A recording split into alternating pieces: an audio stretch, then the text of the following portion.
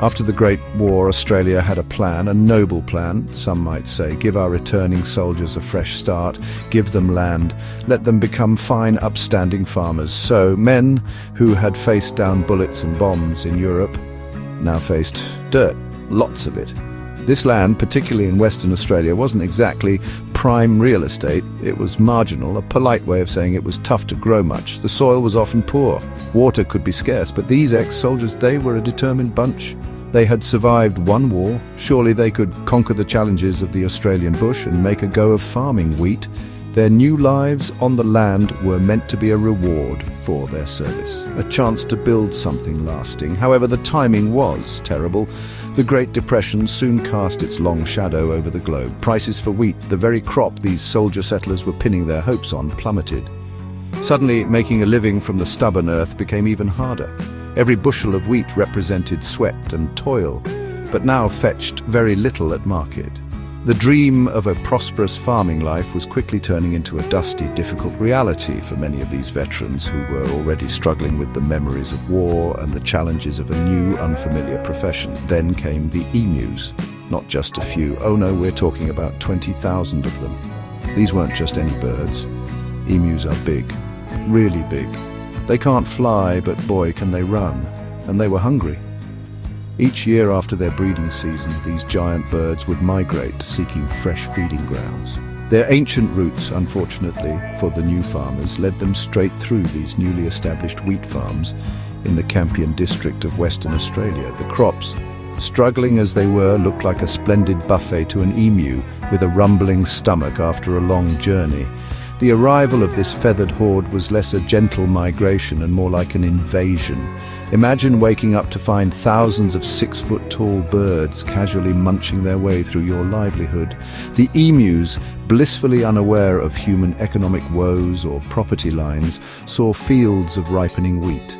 They saw a feast. For the farmers already on the edge, this was the last straw. This wasn't just a nuisance, it was a direct threat to their survival.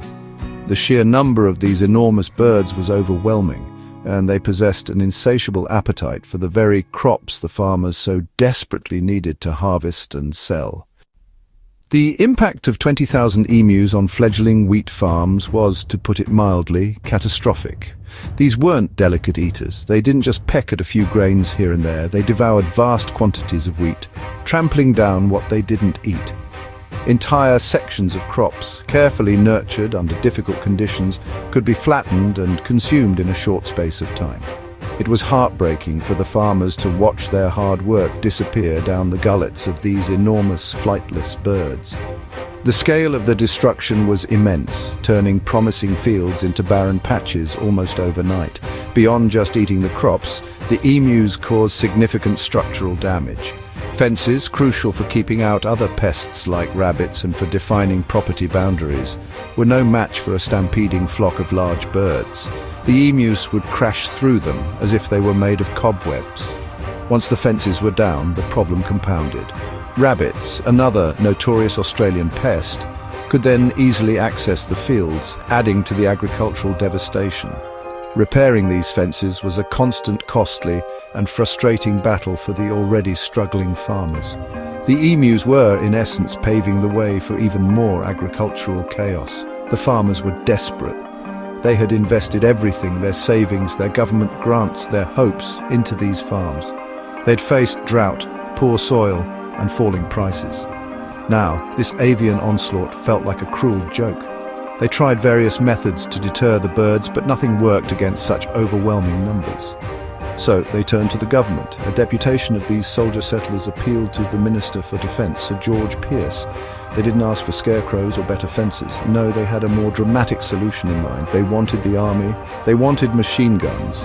The government, perhaps surprisingly, agreed. Sir George Pearce, a man not usually associated with ornithological pest control, saw an opportunity. He reasoned that the emus would provide good target practice for the machine gunners. Plus, the government wanted to be seen to be helping the struggling veterans. So the decision was made. The Royal Australian Artillery would deploy soldiers armed with 2 Lewis machine guns and 10,000 rounds of ammunition. Their mission to wage war on the emu population and drastically reduce their numbers. It seemed like a surefire plan. What chance did a bird, even a very large one, stand against modern military firepower? The Great Emu War officially commenced in early November 1932. Major G.P.W. Meredith of the 7th Heavy Battery of the Royal Australian Artillery led the expedition. He had his men, his Lewis guns, and a cameraman from Fox Movietone to document the expected triumph. The initial plan was straightforward: find a large group of emus, set up the machine guns, and let loose a hail of bullets. The soldiers were confident. How hard could it be to shoot a bunch of big, flightless birds? They probably imagined piles of feathered casualties and a swift victory, bringing relief to the grateful farmers. However, the emus had other ideas. The first major engagement occurred near Campion. About 50 emus were sighted. The soldiers crept into position, the guns were readied, and fire was opened, but the emus, it turned out, were not keen on standing around to be shot. At the first sound of gunfire, they scattered, not in a predictable herd, but in all directions, running with surprising speed and agility. The Lewis guns, designed for relatively static targets, struggled to keep up. Some birds were hit, but far fewer than anticipated. The guns also reportedly jammed at crucial moments, adding to the frustration. The emus proved to be remarkably resilient and difficult targets. Undeterred, Major Meredith and his men tried a new tactic. They decided to mount one of the Lewis guns on a truck. The idea was to chase down the emus and fire on the move. This, they thought, would overcome the bird's speed. It did not. The Australian outback is not known for its smooth roads.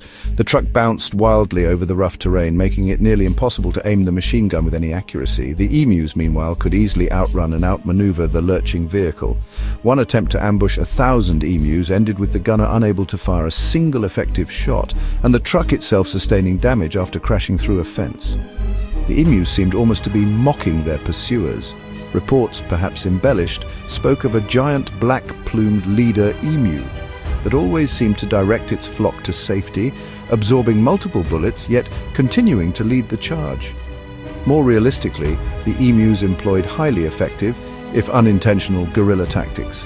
They would split into small, unpredictable groups when fired upon, making it difficult to target any significant number. The official figures were embarrassing. After several days of warfare, thousands of rounds had been fired, but only a handful of emus were confirmed killed. The cost per bird was astronomically high, and the media began to report on the military's struggles with a distinct tone of amusement. The initial military operation was a resounding failure. After about a week of intense yet largely fruitless effort, Major Meredith and his troops were recalled on November 8th. The official reports tried to put a brave face on it, but the numbers didn't lie. Very few emus had been culled, despite the expenditure of vast amounts of ammunition. The birds had proven too fast, too smart, or perhaps just too lucky for the soldiers. The emus, it seemed, had won the first round. The military, designed to fight human enemies with organized tactics, found itself utterly bewildered by the chaotic, unpredictable nature of their feathered adversaries. The Australian public and media had a field day. Newspapers ran headlines that poked fun at the army's inability to defeat a bunch of birds. Ornithologists pointed out the emus' incredible speed and resilience, suggesting the military campaign was doomed from the start. Jokes and cartoons circulated depicting emus in military attire, outwitting hapless soldiers. It was a moment of national levity during the grim times of the Depression, but it was also somewhat embarrassing for the Australian military and the government. The image of highly trained soldiers being outmaneuvered by emus was simply too comical to ignore, and it captured the public imagination. Despite the initial withdrawal, the emu problem persisted, and farmer complaints continued. A second military attempt was launched later in November 1932, with Major Meredith again at the helm. This time they claimed slightly more success, reporting around 986 emus killed with nearly 10,000 rounds of ammunition, still a ratio of about 10 bullets per bird. However, this was a drop in the ocean considering the estimated 20,000 emus in the region. Eventually, the military effort was abandoned for good. The government later implemented a bounty system which proved to be more cost-effective and ultimately more successful in reducing emu numbers over the following years, alongside improved fencing techniques developed by the farmers themselves. The Great Emu War of 1932 remains one of the strangest and most amusing episodes in Australian history. It's a peculiar footnote that highlights the sometimes unforeseen consequences of human actions and the surprising resilience of nature. It serves as a quirky lesson in how not to approach pest control, and a reminder that military might isn't always the answer, especially when your enemy is a fast-running bird with a knack for survival. The tale of the emus outsmarting the army continues to be told with a chuckle, a unique testament to a time when Australia declared war on its national bird, and the birds undeniably won the campaign.